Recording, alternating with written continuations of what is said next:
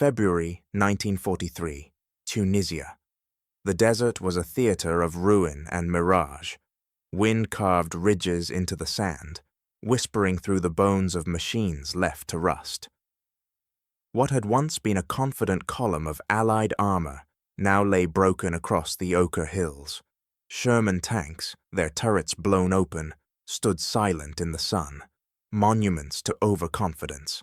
The smell of burned fuel lingered long after the fire was gone. Across that stillness, a thin dust trail began to rise, fragile, almost playful. Through the shimmering heat came a shape so small it seemed absurd. An open jeep, its canvas flapping in the wind. No armor, no gun. Just 4 men and a machine lighter than the sandstorm that chased it. German spotters, peering through binoculars, laughed. Amerikanische Spielzeugautos, they said. Toy cars on a battlefield built for steel giants. But the laughter did not last. The little vehicle swerved past craters, skipping over the dunes, weaving through the wreckage with a speed that seemed reckless, almost suicidal. It was not stopped by shell fire or fear. Within minutes, it had crossed ground that tanks would take hours to crawl through. It reached the front, delivered its message, and vanished again, leaving behind only a cloud of dust and confusion. In that fleeting act, something shifted. The war, which had worshipped armor and tonnage, now glimpsed a different kind of power, one that came from movement, not mass.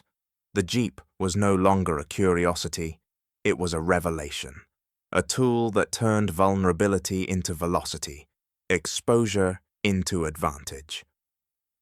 As the desert sun fell and the shadows stretched across Kasserine, the laughter faded with it. What the Germans had dismissed as a toy had rewritten a law of modern war. Rewind to 1939.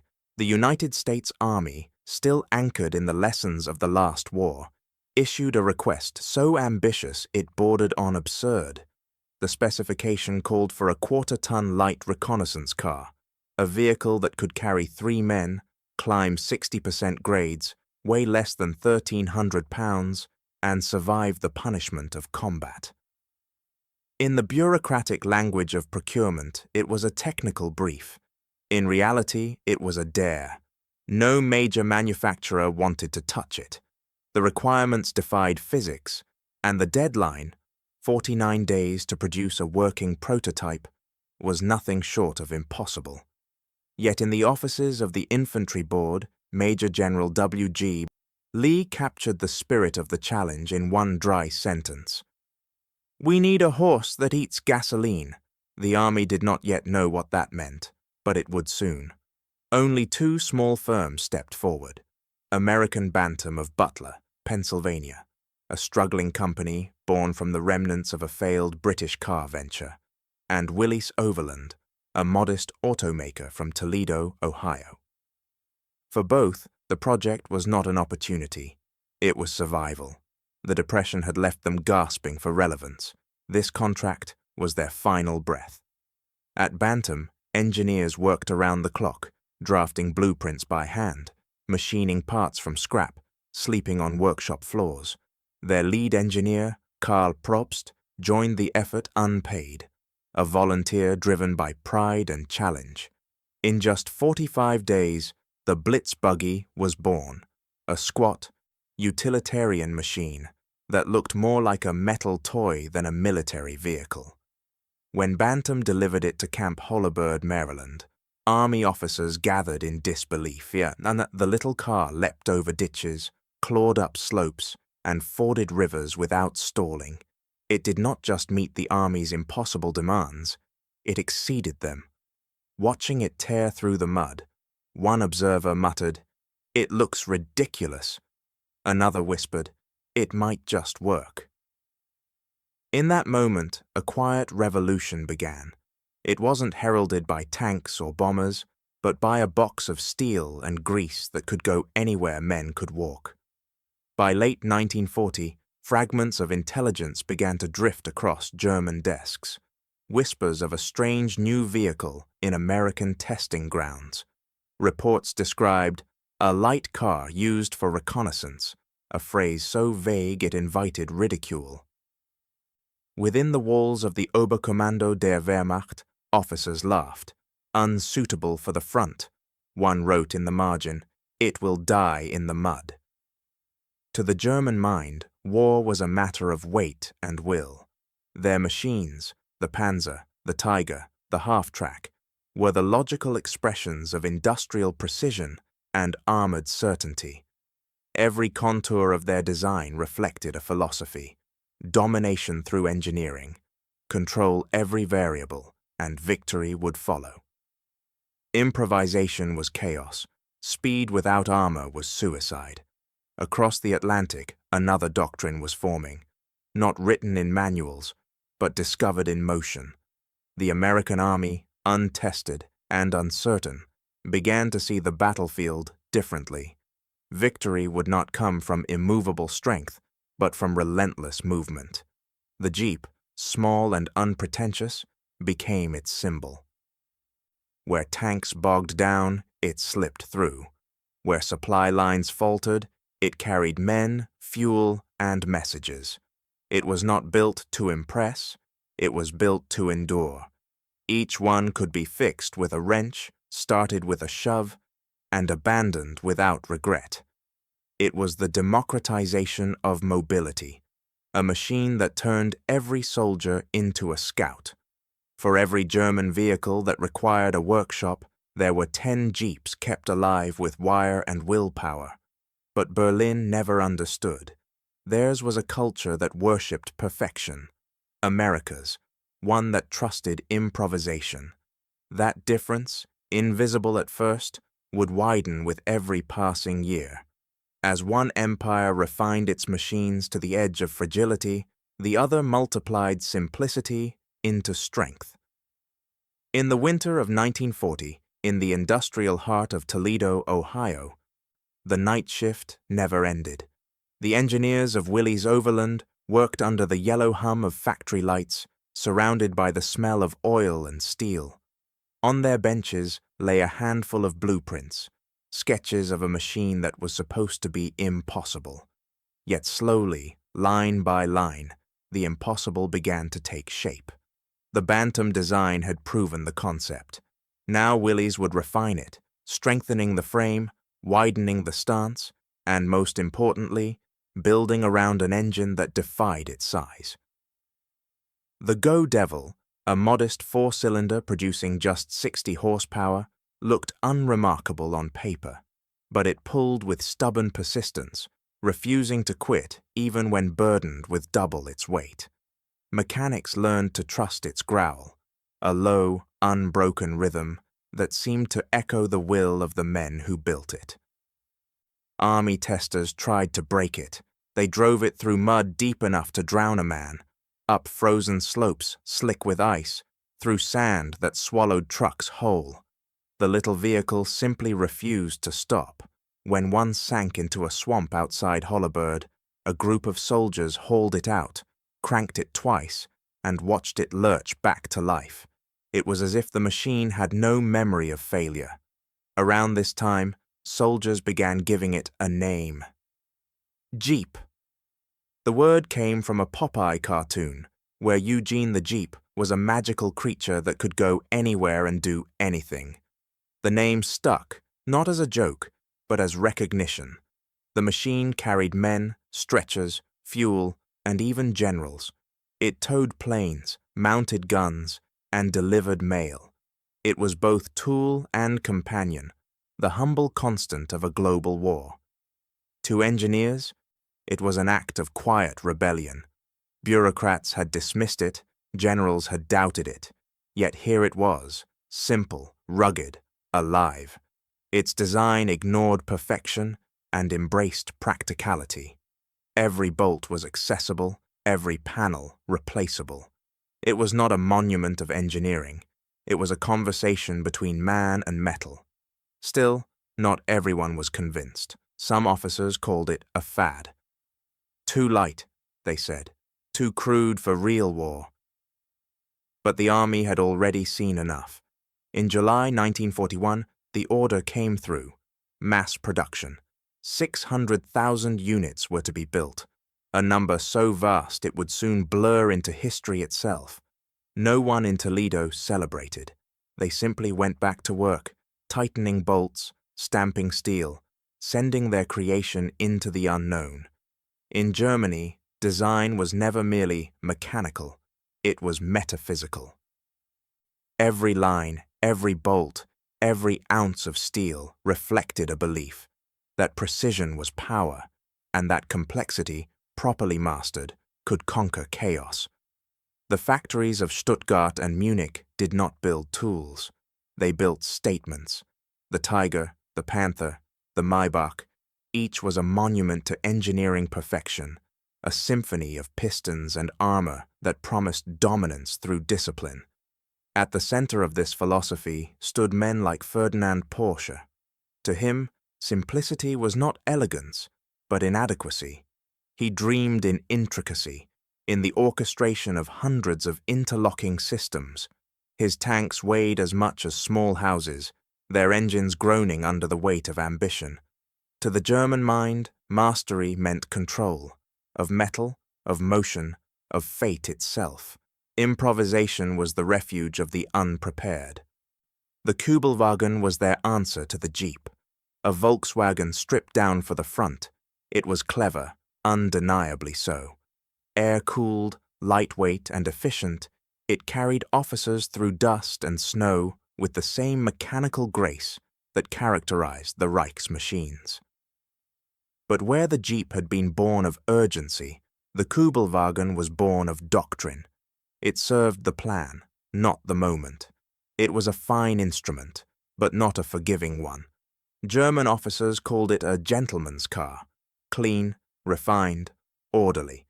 The Jeep, by contrast, seemed primitive, even childish. "A toy," one colonel sneered, "for an army that does not understand war." The laughter was confident but hollow, for beneath the pride lay a blindness that would soon prove fatal. On paper, German vehicles outclassed everything the Allies possessed, but on the battlefield, perfection became a prison. The Tigers broke down under their own weight, their transmissions cracking in the Russian cold. Spare parts arrived too late, mechanics too few, and when the mud of the Eastern Front swallowed the roads, the Kübelwagen sat stranded, engines whirring uselessly as the simple, unassuming jeeps rolled past, splashing through the same filth that immobilized an empire. In that contrast, between brilliance and practicality, between arrogance and adaptation, lay the quiet hinge of the war's machinery. Germany's strength was its own illusion. Its genius could design anything except humility. By 1942, the Jeep had ceased to be an experiment. It had become a phenomenon, the most visible vehicle on the planet. From the deserts of North Africa to the jungles of Burma, from the frozen convoys of Murmansk to the beaches of the Pacific, one design appeared everywhere men fought. The same narrow hood, the same squared fenders, the same low growl of the Go Devil engine. No insignia was needed. Its shape alone was enough to mark it as Allied. In the burning sand of El Alamein, British crews used it to dash between artillery batteries, its tires cutting through dust like smoke. In Burma, the Chindits drove them through jungle paths that no road had ever known. In the Aleutians, it climbed snowbanks beneath the northern lights. It was not beautiful, but it was honest, the purest expression of necessity turned into motion. Winston Churchill, ever fond of machinery that served men rather than ruled them, called it the most vital tool in modern war. It was not a weapon, yet it carried more victory than many that were. In its open cabin rode the unglamorous faces of war, couriers, engineers, stretcher-bearers. It carried generals to the front and wounded men to safety. It towed anti-tank guns through mud and hauled priests to field chapels under shell fire. It did everything because it was built to do nothing in particular. Through the Lend-Lease program, thousands of Jeeps crossed the Atlantic and the Pacific, their olive frames lashed to cargo decks, their simple engines waiting for another ignition. In the Soviet Union, Red Army soldiers nicknamed it Bratishka, the little brother. They painted red stars over white US markings and drove them through the snows of Smolensk and Kursk. In photographs, they grinned beside it, hands on its thin steering wheel, as if embracing a friend that had somehow come from another world. Its power was paradoxical. It had no armor, no weight, no grandeur, yet it endured what others could not. Its weakness became its strength, the absence of pretension, the acceptance of imperfection. It did not resist the world. It adapted to it, and through that adaptability, it conquered terrain that empires could not. In Berlin, the laughter had stopped. German intelligence now filed reports on the American light utility car, noting its ubiquity, its versatility, its unnerving simplicity. Engineers were told to study it. Officers began to wonder how something so small, so crude, could move armies faster than their own tanks. The Jeep had crossed oceans, bridged doctrines, and humbled perfection. It was no longer just a vehicle, it was a philosophy made real. Motion over mastery, purpose over pride. November 8, 1942. Operation Torch. Dawn rises over the Moroccan coast.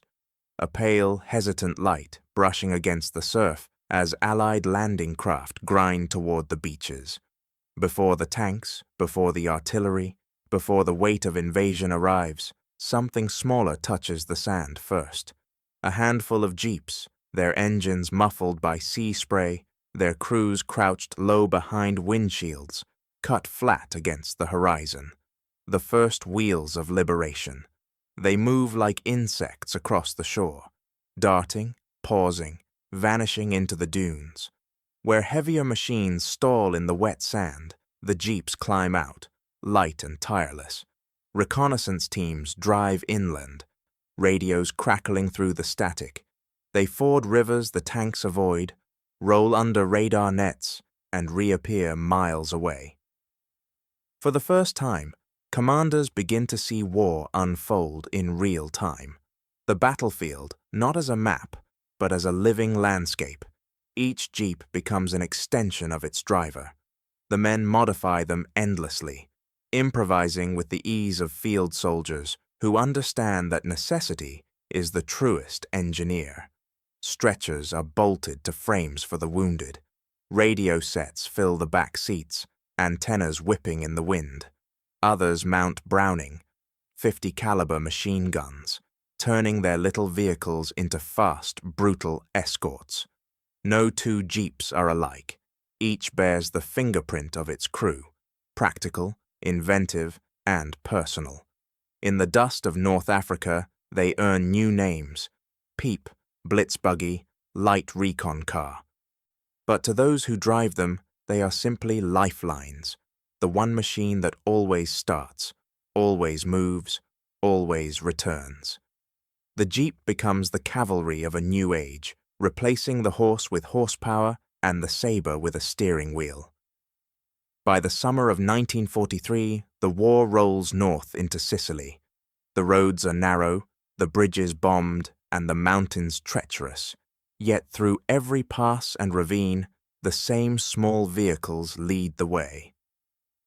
In the photographs of that campaign, one figure stands out: General George S. Patton, sitting upright in the passenger seat of a Jeep, goggles hanging from his neck, map spread across his knees. His driver, silent and steady, takes the machine where no staff car could go. Dust rises around them like a halo of command. Patton loved speed, and the Jeep gave it to him. It gave every commander what the horse once did: eyes and legs at once. "A general without a Jeep," one officer remarked, "is blind." The phrase was no exaggeration. In the chaos of moving fronts, the Jeep turned strategy into motion. Orders no longer waited for secure roads or radio towers. They arrived in person through a storm of dust and exhaust. In Italy, jeeps scaled mountains to deliver supplies to units isolated by winter snow. In the Pacific, they floated ashore on pontoons, their engines wrapped in plastic sheeting. They ran across coral sand and jungle mud with the same stubborn rhythm. In every theater, their purpose multiplied. Ambulance, command post, machine gun platform, messenger. It seemed there was nothing the little machine couldn't do, and no place it couldn't reach. The Jeep's genius was that it made itself invisible, an instrument so small and reliable that no one stopped to marvel at it.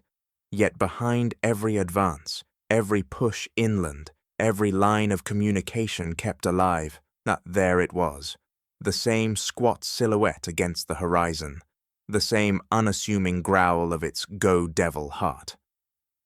In Morocco, a British observer wrote, "They appear out of nowhere, like ghosts with wheels." He meant it as wonder, but he was closer to truth than he knew. The Jeep had become the invisible thread binding armies together, weaving through chaos with quiet purpose. War rewards those who adapt faster than it destroys. Behind every Jeep that rolled across the world, there was a soldier's idea, small, improvised, and ingenious. The flat hood became a table for maps or a stretcher for the wounded. Windshields were sawn off to reduce glare. Jerry cans lined the sides, packed with fuel and water for journeys far beyond their design. Some mounted racks of grenades, others welded machine guns on the fenders. What began as a factory model quickly became a living organism, reshaped by every hand that drove it. In the jungles of Burma, that adaptability became a lifeline. Major General Ord Wingate's Chindits, deep penetration units operating hundreds of miles behind Japanese lines, depended entirely on movement.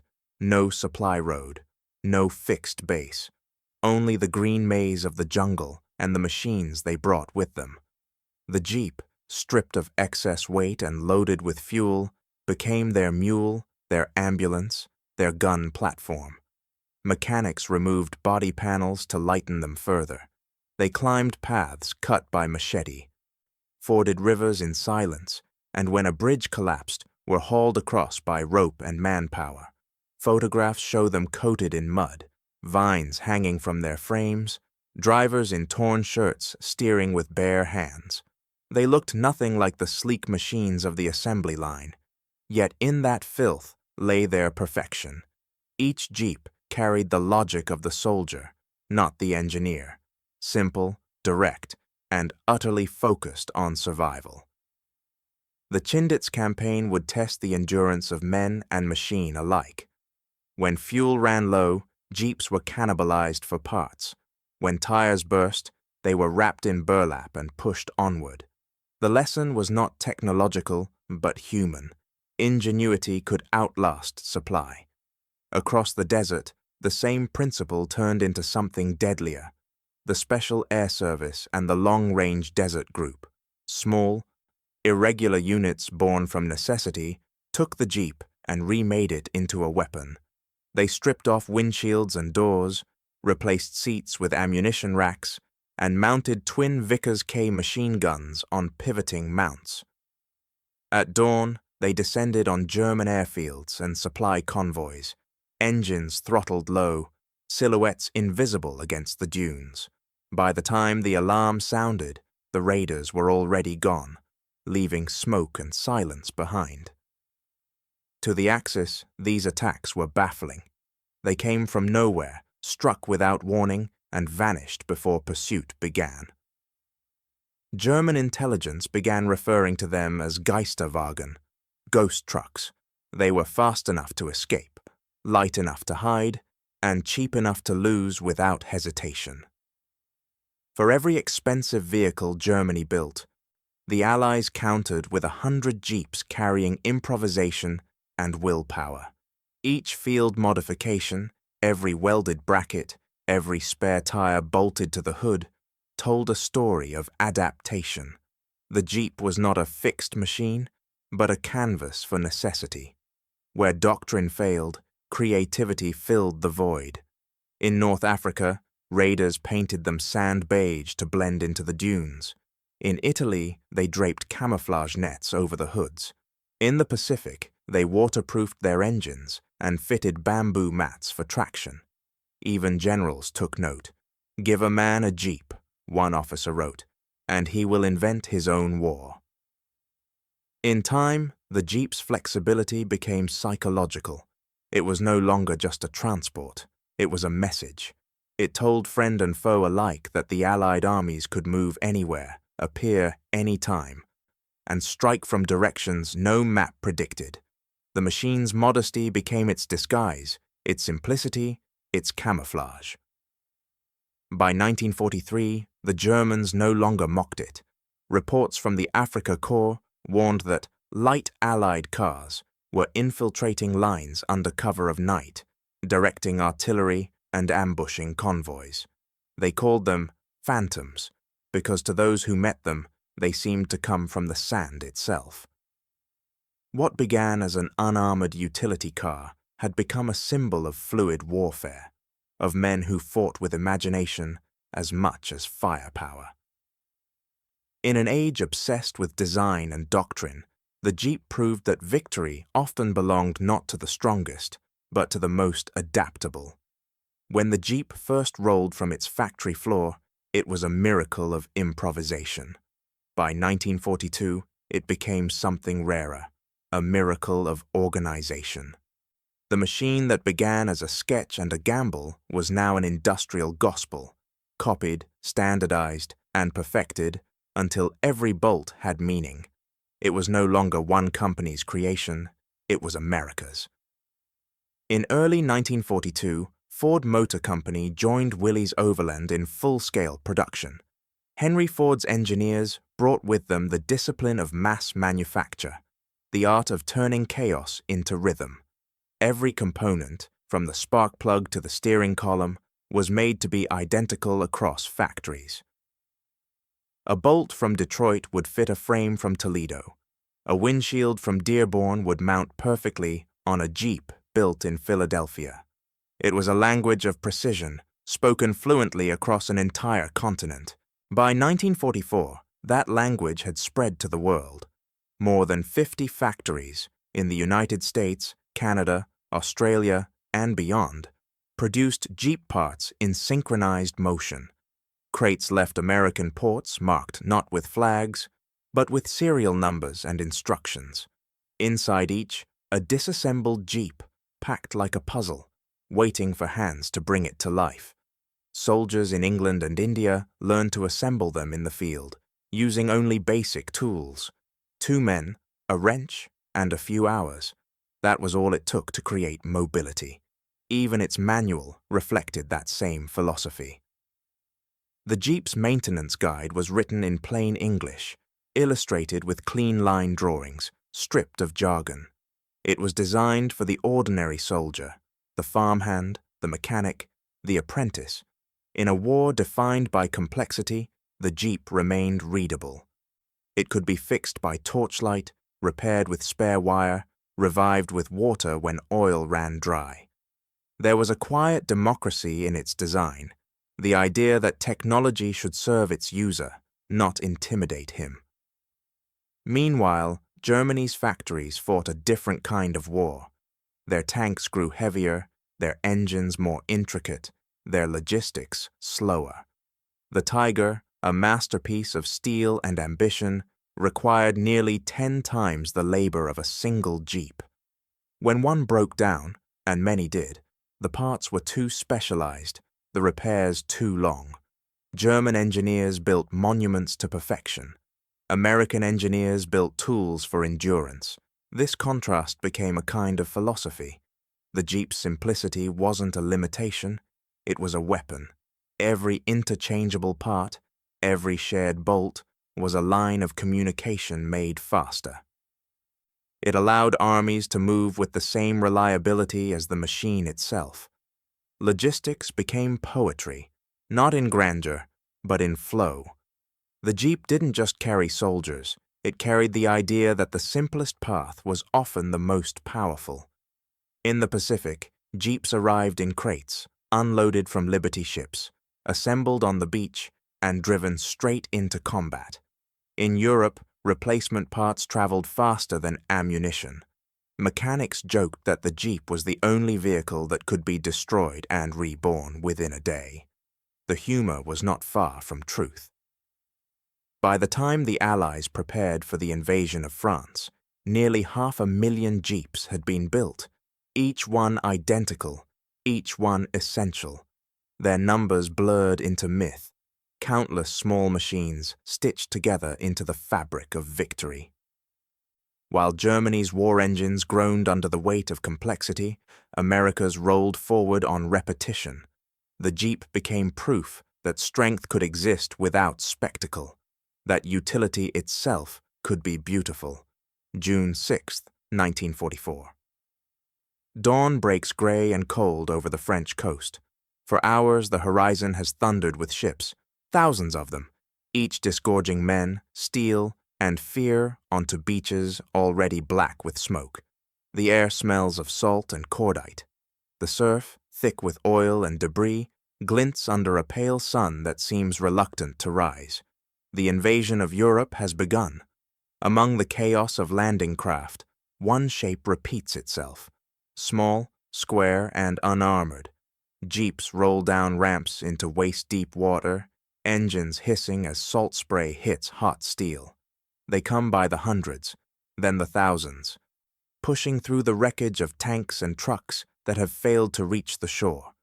Soldiers steer them like lifeboats through a sea of noise, weaving between obstacles, hauling ammunition, carrying stretchers. They are the first machines to move freely on ground that has swallowed everything heavier. On the beaches of Normandy, movement itself becomes the rarest commodity. Tanks bog down in sand, half-tracks spin their wheels. But the Jeep, light and tireless, climbs over shell holes, through barbed wire, and onto the roads beyond. For every ton of armor that falters, a half-ton of steel on 4 simple wheels keeps advancing. They ferry officers to command posts, dispatch riders to the front, and medics to the wounded. A machine built for reconnaissance now becomes the artery of invasion. In the bocage country, behind the beaches, where thick hedgerows turn every field into a fortress, the Jeep adapts again. Crews weld steel bars to their bumpers, hedge cutters, they call them, and slice through the walls of Normandy's ancient fields. What was once farmland becomes a maze of green corridors. Heavy armor crawls. The Jeep flows. German commanders note it bitterly in their reports. They move like water. From the first hours of the landings to the long slog toward Caen, the Jeep carries the war on its narrow back. It hauls ammunition to forward positions under fire. It brings generals forward to see what no radio can describe. It carries the wounded to the rear, a simple stretcher lashed across the hood, wind in the patient's face, engine humming beneath. Its noise becomes the sound of continuity, the pulse of an army that refuses to stop. General Dwight D.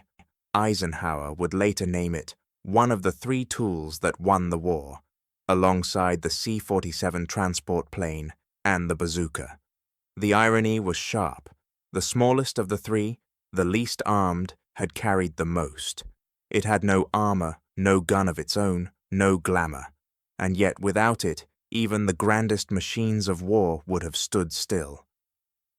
For the men who drove it, the Jeep became a kind of reassurance, a constant presence amid the shifting front. Its canvas seats were worn smooth by sweat and sand. Its steering wheel, thin and utilitarian, fit like a handshake. Some painted names on the hood: Liberty Bell, Lucky 7, Faithful. Others left it plain, knowing that sentiment belonged to men, not machines.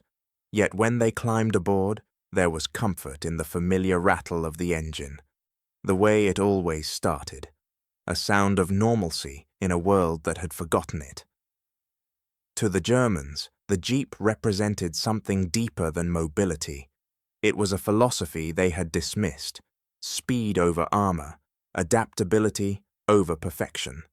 They had laughed once, in the deserts of Tunisia, at the little toy car that dared to enter their war.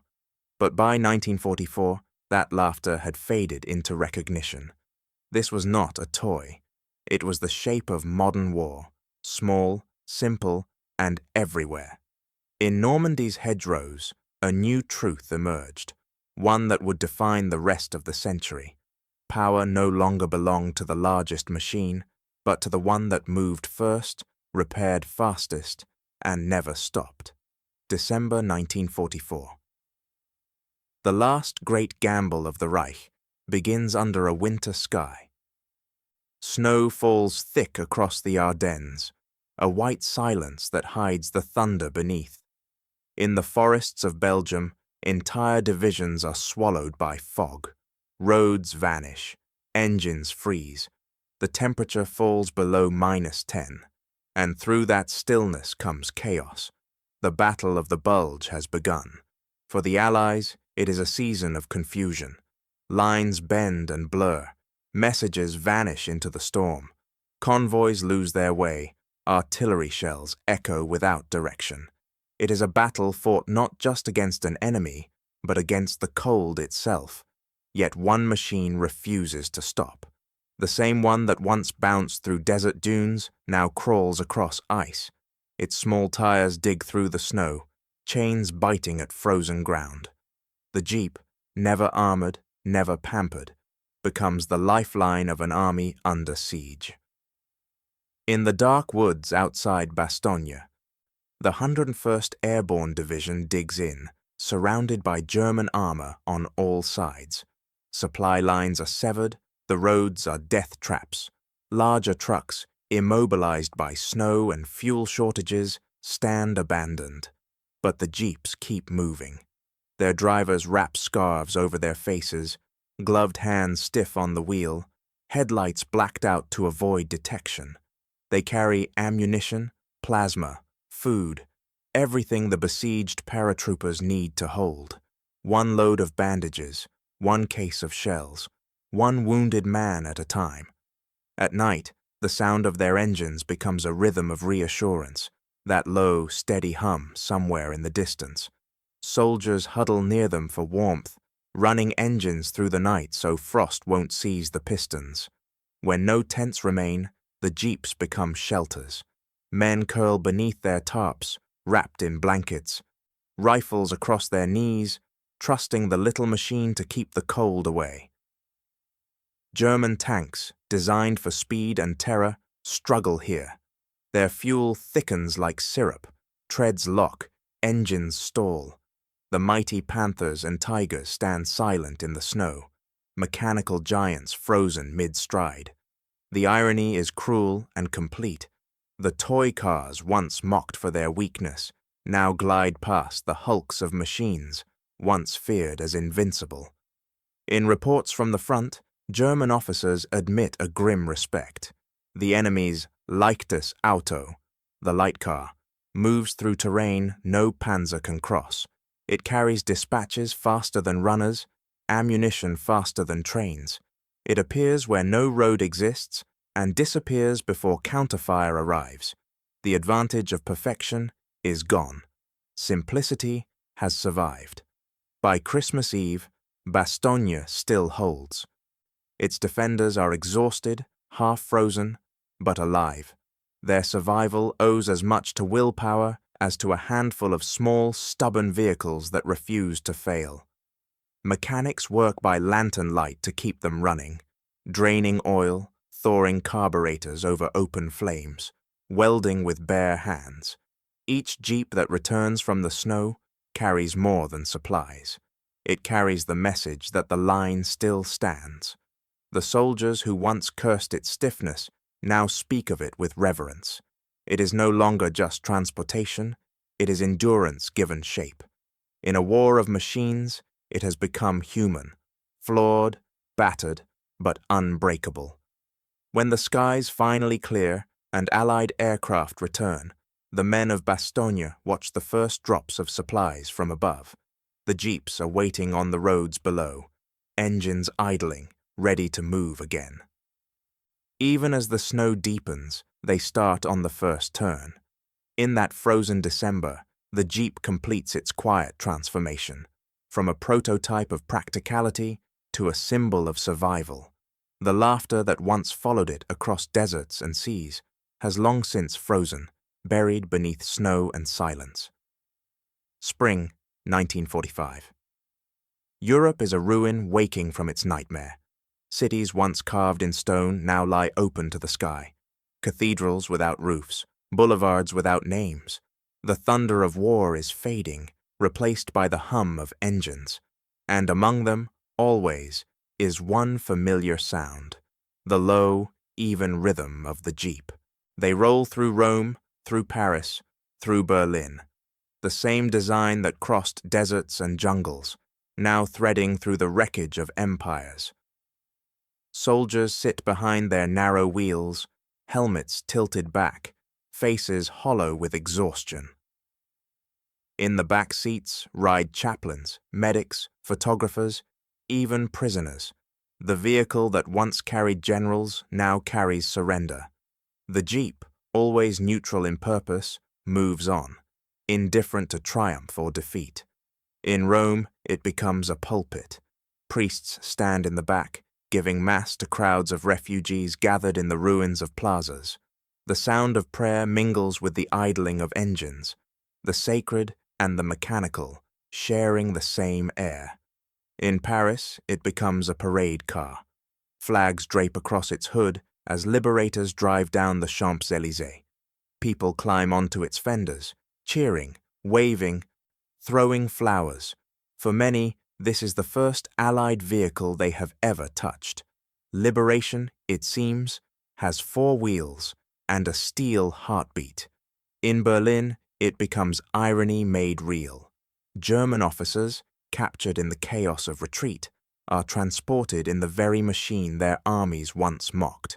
The symbol of what they dismissed, too light, too crude, too American, now carries them into captivity.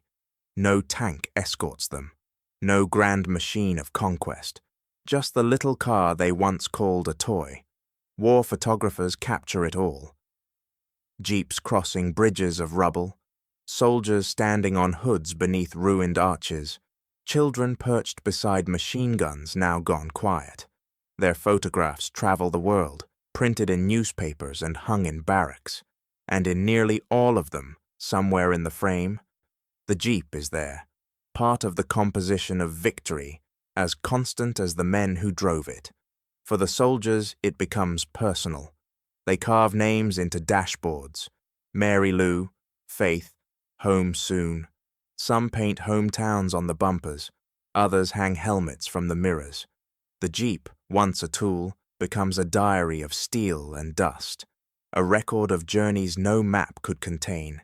It has carried them through mud, snow, and fire, through doubt and deliverance. When the fighting ends, many find it impossible to leave behind.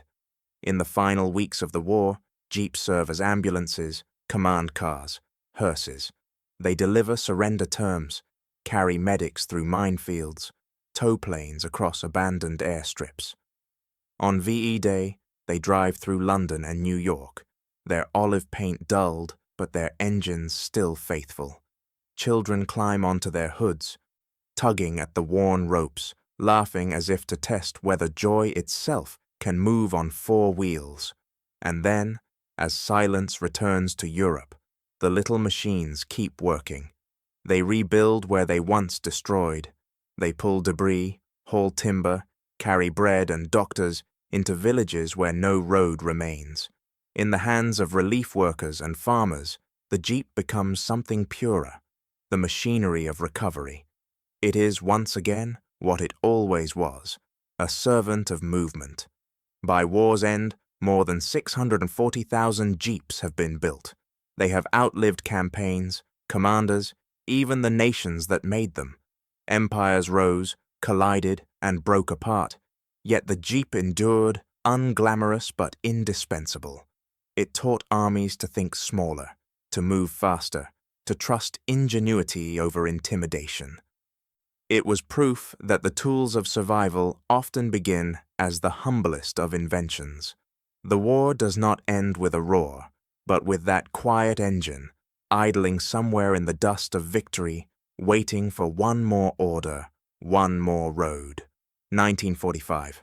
The war is over, but its machinery remains. Across the bombed-out towns of Europe, in fields where shells once bloomed, the engines of war fall silent, and then, slowly, start again. Not in battle, but in labor. In the years of rebuilding that follow, a strange sight spreads across the continent. The Jeep, its olive paint fading, its tires worn smooth, now hauling wood instead of weapons, seed instead of soldiers. In Poland, farmers buy them from surplus depots by the dozen. They drive them through mud and frost, pulling plows where horses once stood. In France, police and firefighters adopt them, repainting them blue and red, still trusting their stubborn engines to start on the first turn. In Italy, they carry doctors to mountain villages, priests to ruined churches, school teachers to towns that no longer appear on maps. What was built for conquest becomes an instrument of recovery. It is perhaps the Jeep's greatest transformation, from tool of war to servant of peace. The same traits that made it invaluable in combat now make it indispensable in rebuilding. It is light, it is simple, it does not ask for perfection. With minimal care, it runs forever. Soldiers return home, and many find they miss its simplicity. For some, it had been a companion, uncomplaining, alive, mechanical proof that perseverance can have form and sound. In 1945, Willys Overland recognizes this. From its factories in Toledo comes a new version, barely changed, the CJ, short for civilian Jeep. It keeps the same frame, the same engine, even the same blunt lines, as if to remind the world that utility itself can be beautiful. The advertisements call it a power for peace, a phrase that rings truer than any marketing slogan. Farmers in Kansas buy it for the fields. Explorers take it into jungles. Builders, ranchers, and surveyors claim it as their own. The machine that carried armies now carries ordinary life. In its modest rebirth lies a quiet philosophy. The Jeep teaches that durability is a kind of democracy, that technology need not belong only to engineers or generals, but to everyone who works, drives, repairs, and depends on it. It is mechanical equality, forged in war, repurposed for peace. Across the ruins of Germany, the contrast is striking. The great engines of the Reich, the Tigers, the Maybachs, the Kubelwagens, vanish almost overnight. Too complex, too fragile, too costly for the new world they helped destroy. Their spare parts are gone, their factories bombed, their purpose obsolete. They had been machines of power.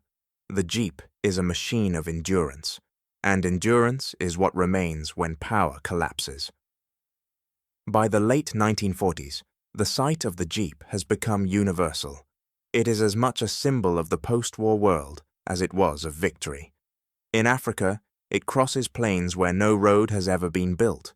In Asia, it becomes the first motor vehicle many remote villages ever see. It drives aid workers through flood zones, explorers across tundra, and photographers into history's next frontier. Its endurance is no longer just mechanical, it is moral. War gave it purpose. Peace gave it meaning. In its survival, there is a kind of redemption. The same hands that once mounted guns now fit it with trailers, tools, and seed drills. Where its tires once crushed, they now cultivate.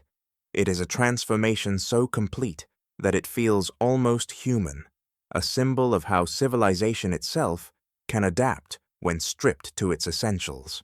And as the decades unfold, the Jeep's descendants continue to carry that lesson. Through every generation, The world reaffirms what its engineers once discovered in desperation, that perfection isn't precision, it's endurance, the ability to persist when the grand designs have failed, to move when others freeze, to rebuild from what remains.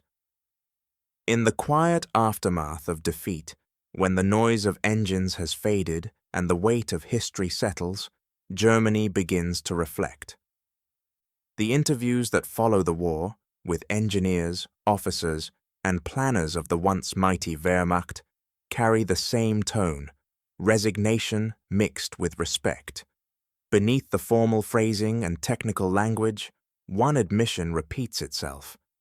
We underestimated it. They speak of the small American car that appeared everywhere, in mud, in snow, in the chaos of retreat. They remember watching it weave between broken trucks and immobilized tanks, moving with a kind of careless inevitability. One officer, recalling the winter of 1944, says quietly, "Our engines froze, theirs did not." It is not bitterness, but wonder, the tone of men who have discovered too late that victory had not belonged to those with the heaviest machines, but to those with the simplest.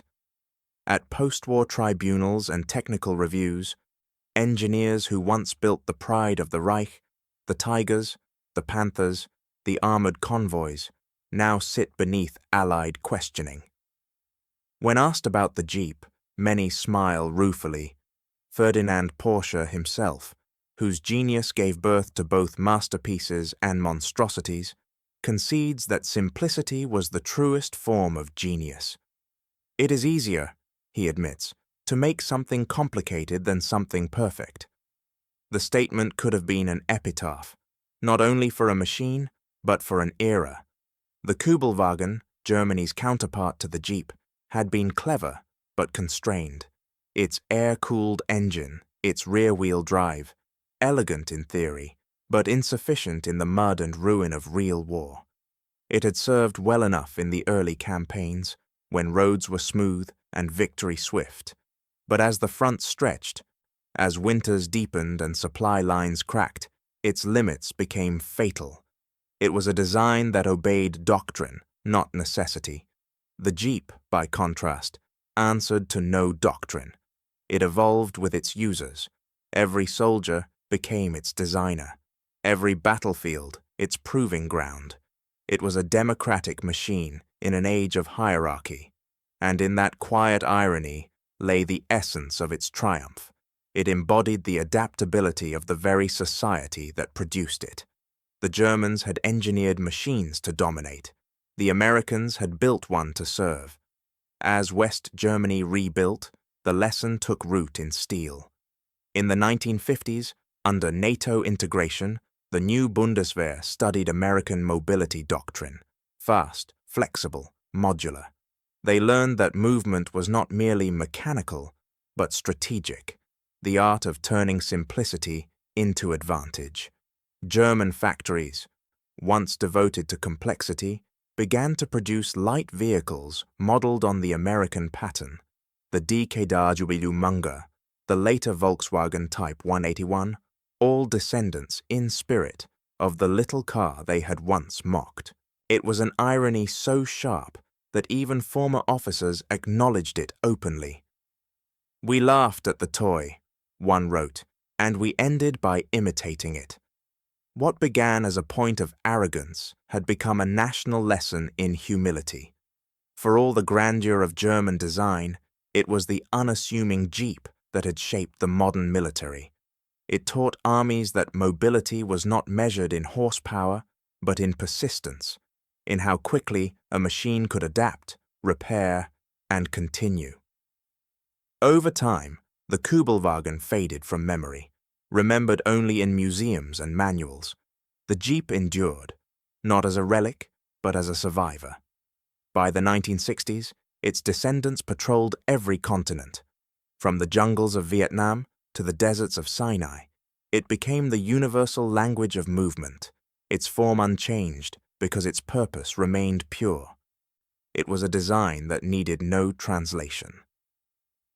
In Germany, scholars studying the war began to see the Jeep as a metaphor. It was the embodiment of the flaw that had undone them, the pursuit of control at the cost of adaptability. In every field, they saw echoes of the same truth. The smaller, simpler idea had outlasted the grander one. The laughter of 1939, the easy confidence of those who thought they understood progress, now echoed as a lesson in humility. It was the sound of engineers realizing that the future does not belong to the flawless, but to the functional. In a quiet hall of a military museum, beneath soft light and the hush of reverence, sits an old Jeep. Its paint, once olive drab, has faded to the color of memory. The metal bears dents from shrapnel and years of hands that turned its wheel. A faint smell of oil lingers, not from neglect, but from history that refuses to fade. It is small, unassuming, surrounded by giants, tanks, artillery, aircraft, yet somehow it draws every gaze, because those who know war understand that this was the machine that never stopped moving. There is no vanity in its design, no armor to boast of, no weapon to display. Its beauty lies in absence, the absence of excess, of pride, of pretense. It was built only to move, and in that purpose, it achieved perfection. Soldiers who once rode in it say the same thing in different words. It never boasted, it never failed, and it never rested. Its story is not one of glory, but of endurance, of movement turned into philosophy. It began as a desperate idea on a drawing board, a light reconnaissance car in an army that didn't yet know how to fight a modern war. Yet in its steel frame was something prophetic, a belief that adaptability is stronger than armor, and that simplicity, when tested, can outlast complexity. Through deserts and jungles, through snow and storm, it taught the same lesson to everyone who drove it. The Jeep did not conquer terrain, it accepted it. It did not defy nature, it worked with it. It carried men not because it was strong, but because it was faithful. And in that humility, it changed how armies thought about movement itself. For every soldier it carried, it represented something larger than transport. It was freedom, not just of distance, but of thought, the ability to go anywhere, to improvise, to decide. When generals rode it, they saw the front for themselves. When medics drove it, they brought the wounded home. When paratroopers huddled inside it under frozen skies, they found warmth in its steady heart. History remembers the tanks, the planes, the ships, the grand machinery of empires, but it remembers the Jeep, because its story was never about domination, it was about endurance. It didn't change the balance of firepower, it changed the rhythm of war. Even now, decades later, restorers keep them running. Farmers drive them through fields once scarred by trenches. Veterans, now grey and slow, still recognize the sound of its engine from half a mile away, that distinct, unwavering hum that once meant rescue, or orders, or home. The world that built it has moved on, but its lesson remains, that the simplest designs often carry the deepest truths. The Jeep was never meant to be immortal, yet it became timeless. It crossed not just continents, but ideologies. It served armies and civilians, victors and vanquished, engineers and dreamers. It was proof that genius need not be grand, only honest. In the end, the Jeep outlived the empires it served and the arrogance that dismissed it. It endured because it was built without pride, and that made it invincible. June 1944, Normandy. The morning mist still clings to the hedgerows, heavy with the scent of earth and cordite. A German platoon waits on a rise above the town of Garand, rifles poised, breath shallow. They have fought Americans before, green soldiers, slow to reload, dependent on fire support. They expect the same today. The first shots come from beyond the trees, sharp, rhythmic, uncomfortably fast. Mauser bolts click in reply, but the tempo is wrong. Too steady, too quick. 7 rounds in barely 4 seconds. The German lieutenant lowers his binoculars, confusion in his voice. Unmöglich, he murmurs. Americans do not carry automatics. Yet the sound comes again, measured, unbroken, as if one man is firing for 10. Through the gaps in the hedgerow, they glimpse movement. American infantry advancing with unnerving precision. Each man fires, reloads, and fires again without pause. There is no break, no clatter of bolts, no wasted motion. German doctrine, built on rhythm and superiority of fire, falters against a new kind of storm. The bolt-action rifles of the Wehrmacht, once the pride of Europe, now seem relics in the face of this strange semi-automatic chorus. The weapon is the M1 Garand, an 8-round en-bloc rifle that reloads faster than thought. Its designer, John Garand, had once been dismissed as a dreamer. Now, in the smoke of Carrington, his creation rewrites what infantry combat means. American soldiers no longer fight in bursts, they fight in waves of precision. Each trigger pull feels like progress, mechanical, relentless, assured. By the time the Germans realize what they face, their position is broken. The myth of the slow American rifleman dies that morning among the hedgerows. Rewind to 1928.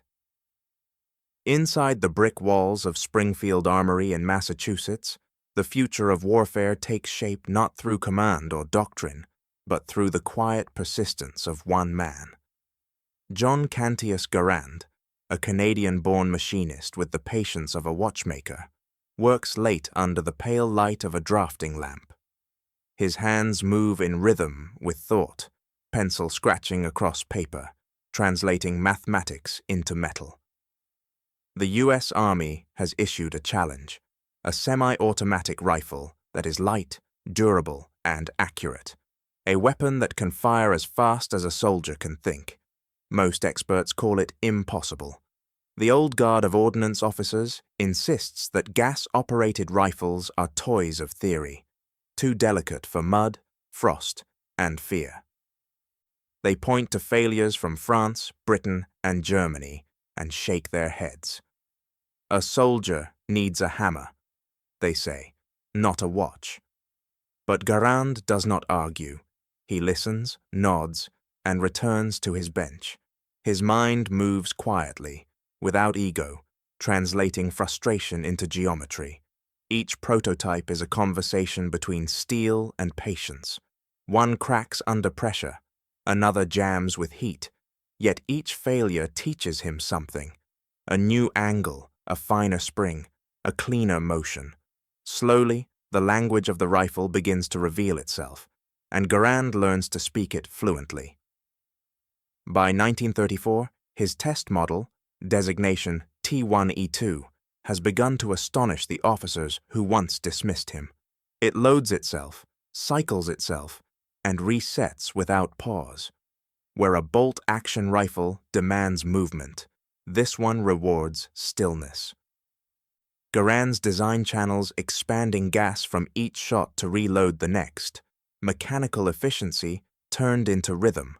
The result is not fragile, it is resilient. 2 years later, in 1936, the United States Army adopts his creation. The M1 Garand, 8 rounds in an en-bloc clip, self-loading, reliable in rain, dust, and snow. It is the first semi-automatic rifle ever issued to an entire army, a weapon years ahead of its time, born not of arrogance, but of precision. The world will soon learn that Garand's quiet revolution will speak louder than any boast. Across the Atlantic, another philosophy ruled the trigger. In Germany, the rifle was not merely a weapon, it was a craft. The Mauser 98K, descendant of the great Gewehr line, stood as the pride of the Wehrmacht, a bolt action perfected through patience, precision, and tradition. Its smooth cycling, its solid steel receiver, its long-range accuracy, all reflected a nation that believed engineering itself could shape destiny. To the German mind, war was an equation of control. Every soldier, a marksman, every rifleman, a surgeon of distance. Doctrine demanded accuracy, not speed. Discipline, not improvisation. A single well-placed shot was worth a dozen wasted rounds. The Mauser, like the philosophy that birthed it, was beautiful, reliable, deliberate, and exact. It was the instrument of an army that saw perfection not as luxury, but as duty. When reports arrived of the new American rifle, a self-loading design that fired 8 rounds without pause, German officers barely concealed their contempt. Crude, they said, a peasant's gun. The General Staff dismissed it as a symptom of industrial excess, the product of a nation that believed machinery could replace mastery. More bullets, one colonel remarked, mean less discipline. Yet beneath the certainty, a shadow began to grow.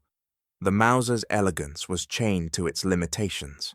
Every shot required movement, a break in sight, a second of stillness, a heartbeat of vulnerability. Against static enemies it was perfect. Against a force that advanced while firing, it would prove obsolete. The German creed of precision had built a masterpiece, but in its devotion to control, it had forgotten the rhythm of adaptation. For while the Mauser celebrated patience, the American rifle was teaching men to fight through momentum. Between the wars, the United States became a nation of rhythm and repetition. The sound of progress was no longer the ring of hammers, but the hum of engines, the endless pulse of conveyor belts. From Detroit to Chicago, from the shipyards to the armories, the machine became not just a tool, but a national language, precise, tireless, and democratic. Every bolt tightened, every press stamped, spoke of a country that measured itself not in monuments, but in motion. In that world, the American rifle could never be a craftsman's piece. It had to be an industrial one. The Garand was born of that philosophy. A weapon meant to be built by the thousands, carried by the millions, maintained by anyone with a wrench and patience. It was not beautiful in the European sense. It lacked ornament, elegance, or heritage. But it was accessible, direct, and functional. It was the rifle of a people who trusted machines as they once trusted faith. When John Garand's design entered full production at Springfield Armory, it reflected more than engineering. It reflected identity. The weapon was milled, gauged, and assembled with the same discipline that produced cars and tractors. Each rifle identical, each component interchangeable. An instrument of war designed by the same logic that built peace. It was a weapon shaped by a country that believed efficiency itself could be a virtue. Doctrinally, the U.S. Army began to change as well. The bolt-action rifle, once a symbol of marksmanship and patience, was now seen as limitation. America's generals began to speak a new phrase, fire superiority. The idea was radical in its simplicity. Overwhelm through consistency, not precision. If the enemy fired once, the American soldier would fire twice, and he would do so without pause. Across the Atlantic, the reaction was predictable. European officers sneered at what they called industrial warfare. A rifle that reloaded itself, they said, would waste ammunition and discipline alike. They saw in it not progress, but indulgence, proof that the Americans preferred quantity to quality. But the Americans saw something else entirely, a doctrine of adaptability, a rifle not meant for ceremony, but for survival. In the hands of the soldier, the Garand would blur the line between man and machine. Its mechanism became muscle memory, each shot a seamless act of motion, each reload a rhythm of instinct. It was not refinement that defined it, but flow. The soldier, the rifle, the nation, all synchronized by the same industrial pulse. Progress rarely arrives welcomed, even within the walls of Springfield Armory, where John Garand had labored for years. Resistance to his rifle ran deep. The United States Army, conservative by habit and cautious by nature, still swore by its old companion, the Springfield '03. Long, elegant, and precise, it had served faithfully through the Great War. Officers trusted it like an old doctrine. It was the weapon of their youth, and in their minds, no new contraption could replace it. Garand's semi-automatic rifle was greeted not with excitement, but with suspicion. It was too different, too ambitious, its gas system unfamiliar and delicate. During early trials, it misfired. It jammed. Sometimes it refused to eject its clip entirely. Each failure seemed to confirm what the skeptics already believed, that reliability was being sacrificed for novelty. Reports from testing boards read like dismissals: unproven in the field, too complex for production, unsuitable for service. But Garand was not an inventor who argued. He was an engineer who listened. Every criticism became a calculation, every setback another equation to solve. For years he refined the weapon in silence, filing, measuring, and rebuilding, not once or twice, but 23 times. Piece by piece, he stripped away fragility until what remained was simplicity disguised as genius. By the late 1930s, the world had changed faster than the Army's traditions. Across the Atlantic, the fires of rearmament glowed again. Europe trembled. In that atmosphere, even the most stubborn officers began to see that the next war would not reward hesitation. The Garand rifle, once an experiment, was given one final chance. In 1939, the tests were brutal: mud, rain, cold, heat. The rifle endured them all. It fired 8 rounds with flawless precision. It cycled clean, quick, unstoppable. The skepticism began to waver. The board signed its approval, and in January 1939, Franklin D. Roosevelt authorized full production. For the first time in modern history, an army would be entirely equipped with a semi-automatic rifle. In the corridors of the Ordnance Department, not everyone celebrated. The old guard sighed, shaking their heads at what they called an unnecessary risk. "A mistake we'll regret," one colonel muttered, still loyal to the Springfield and its bolt. But outside, in the assembly halls of Springfield Armory, the machines were already warming, the hum of a new era beginning to rise. In the doctrine of the Wehrmacht, the rifleman was not a free thinker. He was a cog in a machine of precision. German strategy treated the battlefield as a clockwork mechanism, every gear interlocking, every movement measured. The infantryman's task was to execute, not to innovate. Within that vision, the Carabiner 98K was perfection. Shortened from the Great War's Gewehr 98, it was strong, reliable, and accurate. A rifle built not for improvisation, but obedience. The 98K fit seamlessly into the German system of combined arms. Armor led, artillery softened, and infantry followed. Deliberate, efficient, predictable.